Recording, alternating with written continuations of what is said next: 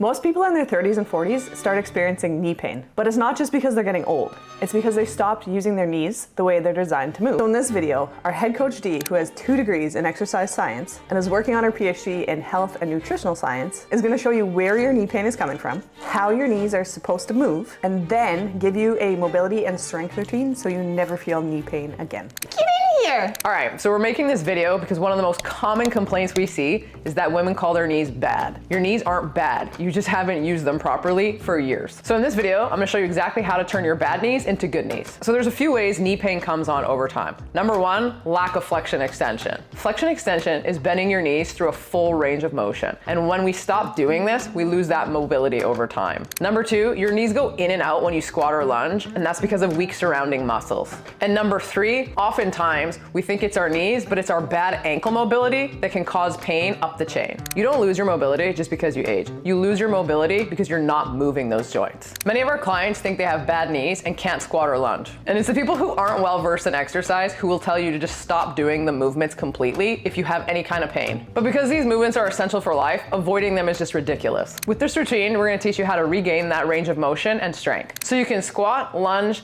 take the stairs, and get up and down off the floor unassisted. Here's 4 mobility exercises to add to your program daily. First up is ankle rockers. So to do this, you just need a wall. Place your toes against the wall and bend your knees forward and back until you feel that stretch in the calf. Do about 10 reps each side. Next up, 90-90 hip rotation. So you're gonna sit on the floor with both legs in front of you at 90-degree angles. Keeping your core tight, you can use your hands for a little bit of support, and we wanna transition from left to right. If you have bad hip mobility, like Christine, you can see this could be a little bit more challenging. So instead, you can start with a pigeon stretch with rotation. To do this, you're gonna place one leg on the ground at a 45-degree angle. From there, you wanna lean your chest to the ground as much as you can. You'll feel a stretch in your glute med. Pressing your right shoulder down and your left shoulder up, you're gonna twist and rotate. Return back to starting position and complete 5 to 7 reps on each side. Next up, quad foam rolling. And we do this to relax those quads and get more range of motion. Placing the foam roller mid-thigh, you're gonna roll all the way up to the hip flexor and down to the knee. Any spot that's a little bit tighter, you can stay and roll over that. 60 seconds each leg. Last up, adductor foam roll. We wanna mobilize these muscles to help with our knee movement. Laying face down on the ground, you're gonna put one leg out at a 90-degree angle. Again, we're gonna roll from knee to groin,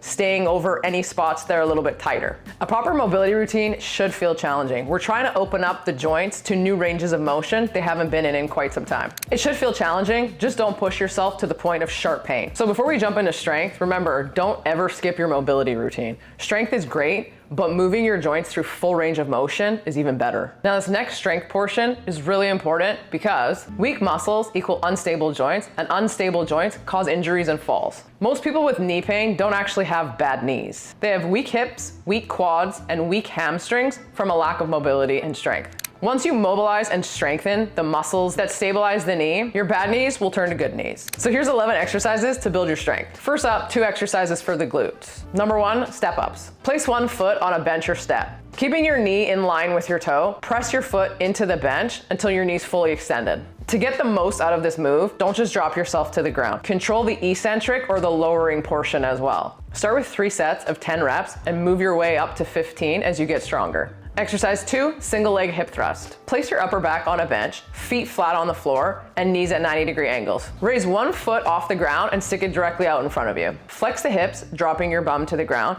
and then squeeze the glutes, driving your hips back up to starting position. If this is too challenging, start with both feet on the ground. Do 10 to 12 reps each leg, 3 sets. Now into 3 quad exercises. First up, terminal knee extension or TKEs. Wrap a band behind an anchor point and then behind both knee joints. Back away until you feel tension in the band. Flex your knees until you're squatted to parallel. Then fully extend your knees until you're standing all the way up. At the top of the move, the band should be tight, which means your quads are engaged when they otherwise would have no tension on them. Complete this for 3 sets of 10 to 12 reps. Second quad exercise is goblet squats. To set up, start with feet slightly greater than shoulder width and toes about 15 degrees out. Grab a dumbbell with 2 hands and hold it in front of your chest. Fully flex the knees until your hips and knees are in line and then return to standing. If you can't fully squat, place a bench behind you and squat to that. Slow Slowly lower that bench over time as you regain mobility and strength. Start with 3 sets, 10 to 12 reps. The third quad exercise is split squats. If you think you have bad knees, don't start with lunges. Lunges is when you move forward and back. Split squats are stationary. To start, take a big step forward so you're in a split stance position. Bend both knees until they're both at 90-degree angles and then return to start. Make sure your knee tracks over your toe, not in or out. If you don't have the strength or range of motion yet, hold on to an anchor point until you have the strength and mobility to complete the move. Remember, your knees want to do this move. You need it for life. So let's regain that range of motion. Even if you can only complete quarter reps, do that until you have the mobility and strength to go further, knee to the ground.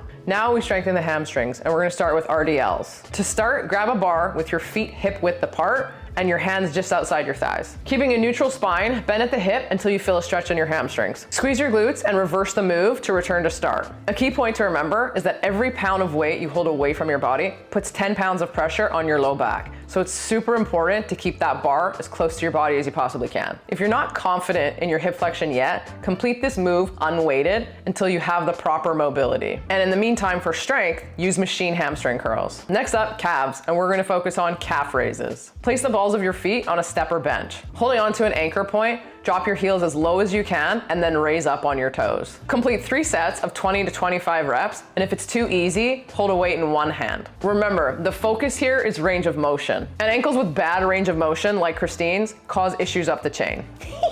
She's sucky ankles. Your ankles suck. I gave you one of these dirty looks.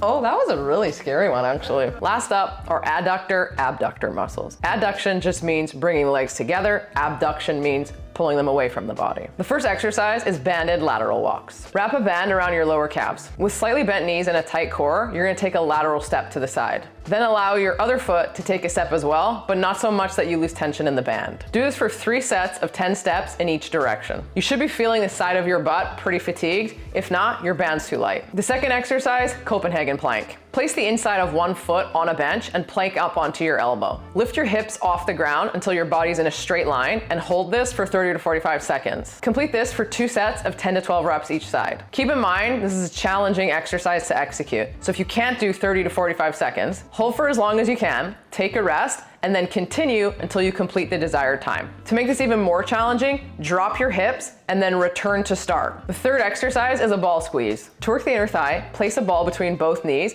and squeeze and hold for 3 to 5 seconds. Complete this for 15 to 20 reps. And if you want help with your form, join our school community. And remember, you don't have bad knees. You have weak hips, tight ankles, and lazy quads. Follow this routine and your knees will start working the way they were designed to.